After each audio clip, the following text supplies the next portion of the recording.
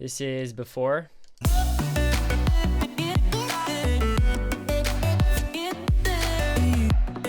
And this is after.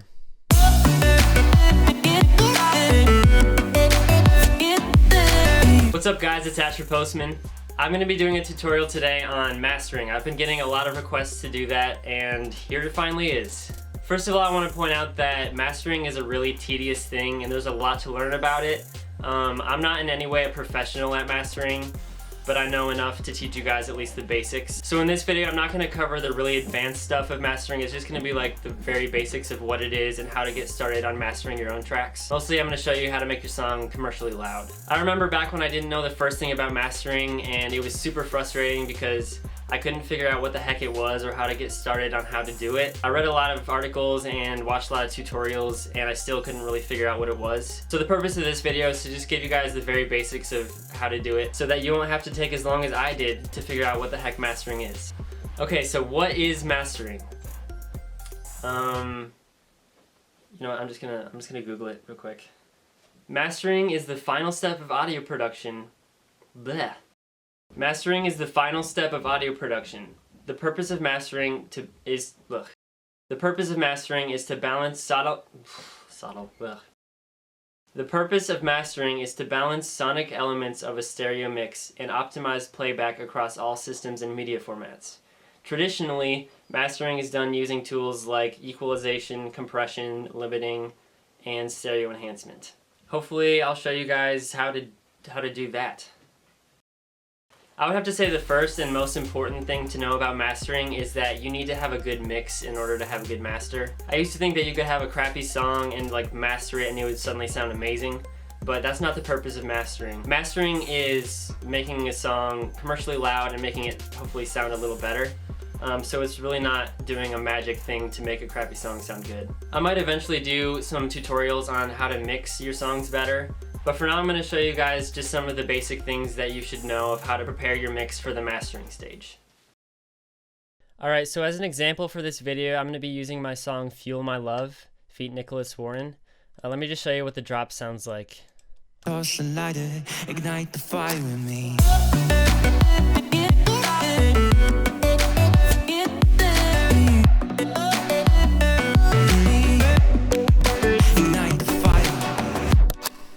Okay, so that's just how the mix sounds of how I made the song. One general rule is that you don't want to have any plugins on the master bus while you're mixing it or while you're making the song, because a big mistake that a lot of new producers make is they put like a limiter or a multiband compressor on their master bus and it just squashes the sound down and it just makes it sound bad. I only have a volume automation on the master bus, but that's for mixing purposes. It's not affecting the sound in a negative way. Let me show you what it would sound like if I had a limiter on there destroying the sound. Toss the lighter, ignite the fire in me.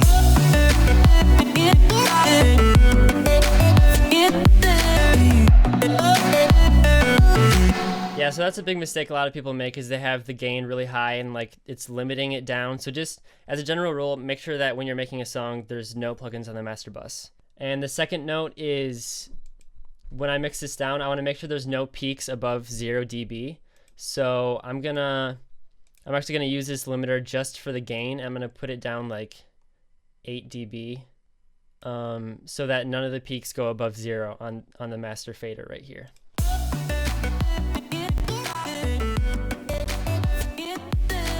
So yeah, you're gonna want to have headroom when you're working with the mastering stage. So that sounds good. Now I'm just gonna mix it down and throw it into a separate project. I'm gonna bounce it down to a wave, and yeah, I'm gonna make it 24 just because. And here we go. All right, so here we are with a fresh project and a nice track with some good headroom, and let's get to the mastering. I'm gonna route it to track 1, which it already is at. For this tutorial, I'm only going to be using Parametric EQ2 and Maximus. Just a really simple way to show you guys how mastering works. And if you have FL Studio Producer Edition, I think you should have Maximus.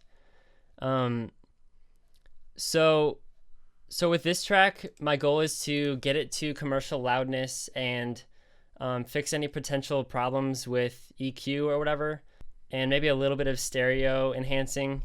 And that's all I'm going to do to this track. So I'm going to show you step by step how I would go about doing that. Once again, this is going to be really simple. I'm not going to go through really advanced stuff. I just want to show you guys like basically what mastering is and how to do it. So we're going to start off with an EQ, and just I'm going to be sweeping around for potential frequencies that I could cut a little bit. Mostly, if you have a good mix with mastering, you're going to be doing really subtle stuff. So you're not going to be like boosting it like crazy in the low end or the high end. It's just going to be really subtle stuff.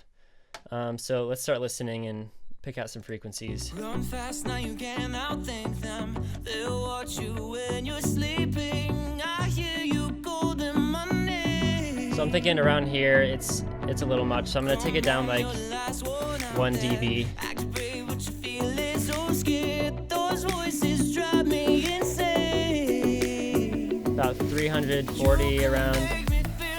Just a little bit, take a little bit out.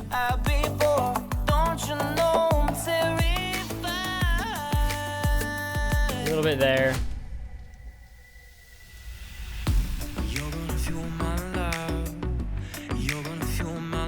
I'm gonna add a little bit around 2K, just maybe a dB or so, just for more clarity. A tiny bit of a boost on the high end.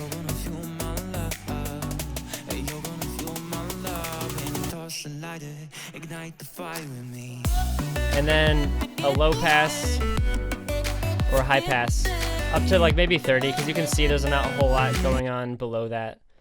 So I think for this, just really subtle little bits of EQ is just fine. Yeah, so once again, you're not going to do major stuff when you're mastering, just some little boosts and little cuts every once in a while. So I think that sounds pretty good. One note I'm going to make is when you're mastering, you always want to like bypass your effect every once in a while to make sure that it's sounding better. Because if you're going to add a plugin to your master and then you bypass it and it sounds better before, then you're not going to want to use that plugin. So make sure you're referencing and making sure that whatever you're adding to this master is going to make it sound better.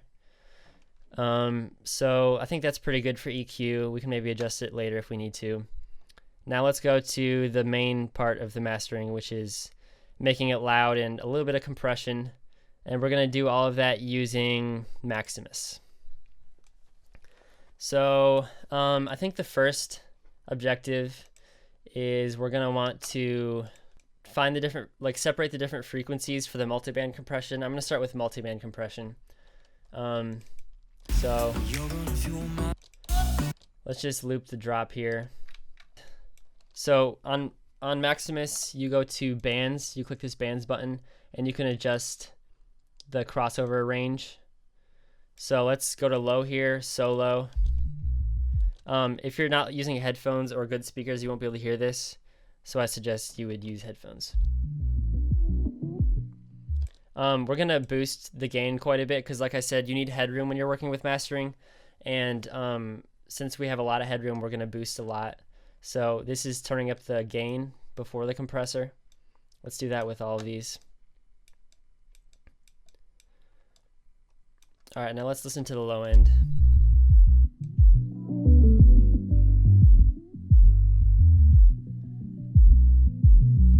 I think about there is good. So now we're gonna compress it a little bit. I don't think you need to compress your mixes too much if you have a good mix, because that can take away some of the punch of the low end and it just takes away some of the character. One of my friends, Neon Feather, he doesn't even use a multi-band compressor on a lot of his masters. So I don't think it's super important, but like it can help balance, like make sure you're not pushing too much audio to your limiter at the end. Because a big problem when you're making it loud is either over compressing your mix or having it distort. Okay, so let's go to the low end and just compress it a little bit. I don't like to compress the low end too much because it takes away some of the punch of the kick drum. It might be really intimidating looking at all these features like attack, release, and sustain, but it's not super important. Just you don't want your attack to go below 2, I don't think, milliseconds, and then I don't know, just keep your release around here somewhere.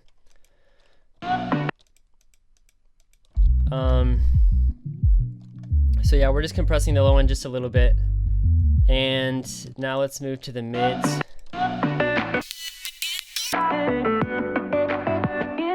think that's pretty good for crossover. And we'll just compress that a little bit as well, not too much.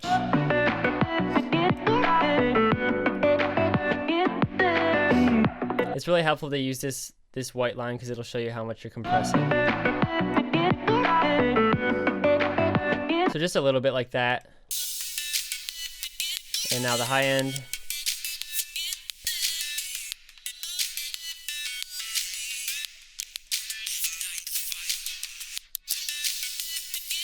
Okay, that's pretty good. So now everything is compressed a little, and we're gonna want to. This is the master compressor, and that can work sort of as a limiter.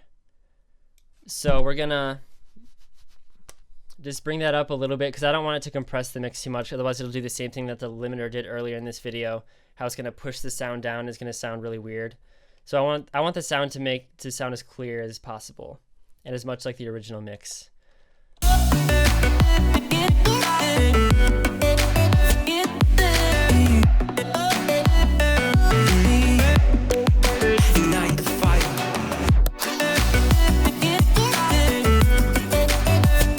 Okay, so that's only limiting a tiny bit when stuff goes really high. So now we're already sounding quite a bit louder. As you can see, we're still peaking above 0. So where the actual loudness part comes into mastering, this is the part that like I never could figure out, but I finally did. With EDM mastering, you use a lot of clipping, like soft clipping. It's called saturation. So this knob right here, the threshold, is how much you're going to saturate the sound. And you usually only do like 1%. And then set the ceiling to -1 or -0.1 dB, just as a safe bet. So now everything that goes above 0.1 dB is going to be completely chopped off. So you're not going to have to worry about clipping. So now you can push the volume of the master of all these bands with the post, and it won't go above 0. So I'll just show you real quick.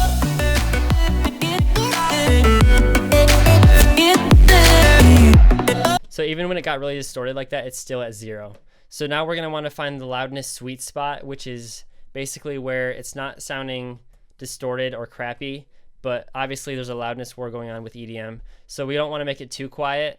So I'll show you a technique to figure out how loud it should be. I found a plugin that's free called Ulean Loudness Meter.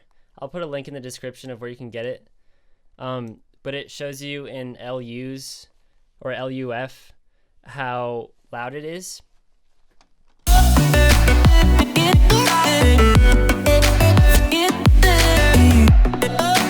So right now this one's at like -6, which is pretty good. Like when you're figuring out how loud to go, it's kind of changing the scene right now, because it used to be you get as absolutely loud as you could without it distorting or whatever. But now streaming services like YouTube and Spotify and iTunes, they're actually taking the volume down to like -14, -10, -8 or whatever. So you don't really need to completely destroy your track with loudness. If you're making like a pop EDM track like this one, I would say like between -8 and -6 somewhere is a good loudness. So we want to try to get it to that loudness without in any way compromising the sound. So yeah, let's figure out where that is real quick.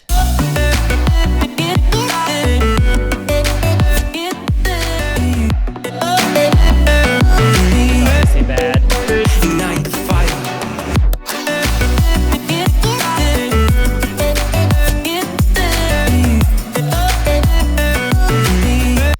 So that's sounding pretty loud, and it doesn't sound too bad to me. Actually, let's go to a different part of the song where it's even louder. This is the third drop right here, and see how that sounds. By the way, I'm going to the loudest part of the song because that's the place where you're going to test like how loud you can go without it distorting. All right, so we're distorting a little there, so we got to back off the gain a little bit.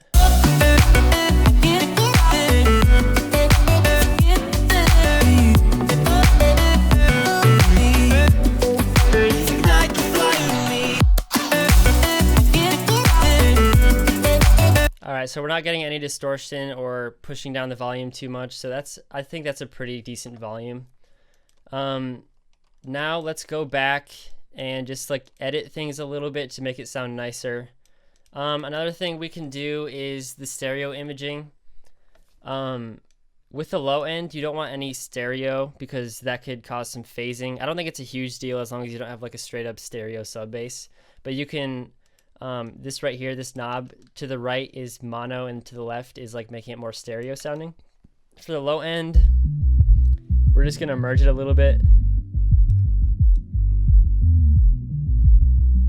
Maybe like 40%. And then mid-range, we can widen it a little bit. You might think you can just widen it all the way, but that actually kind of makes it sound really weird. And you can only go so far before it makes it sound weird. So I would just put it like maybe 40% or something. Or how about 30? And then the high frequencies,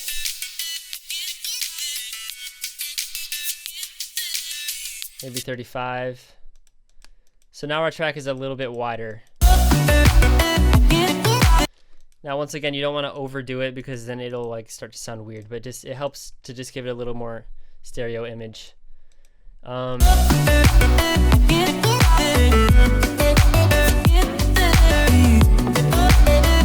Okay, so now our track is pretty loud and it's sounding pretty good. There's so much more I could do to this, and I could spend hours tweaking it and making it sound perfect. But for the sake of this video, I wanted to make it like, just show you simply like how to master. So let's record it real quick and look at the difference between our before and after track. And that is an EDM track right there. This is before.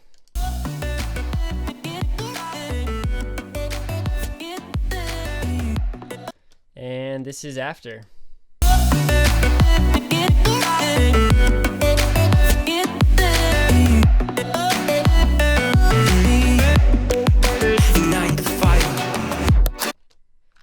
Yep, that's it. So those are the basics of mastering. I hope this video cleared up some confusion you had about it. Once again, there's a lot more you can learn about mastering, way more advanced techniques of how you can make your song sound really good. But if you're new at this, I would suggest that you keep practicing the basics and then eventually learn the more advanced stuff. Please let me know in the comments below if you like this video or if you have any other ideas for tutorials or other videos you want me to do. And give this video a big thumbs up if you liked it. Please share it with your friends if your friends maybe want to know how to master a song. If you like my music or my YouTube videos, don't forget to subscribe to my channel. Follow me on Facebook, Twitter, Instagram, SoundCloud, Spotify. I'm going to be releasing some new music in the future, so you're not going to want to miss that. If you like the song that I use as an example in this tutorial, you can find it on Spotify and iTunes and all the other platforms. And that's all I have to say.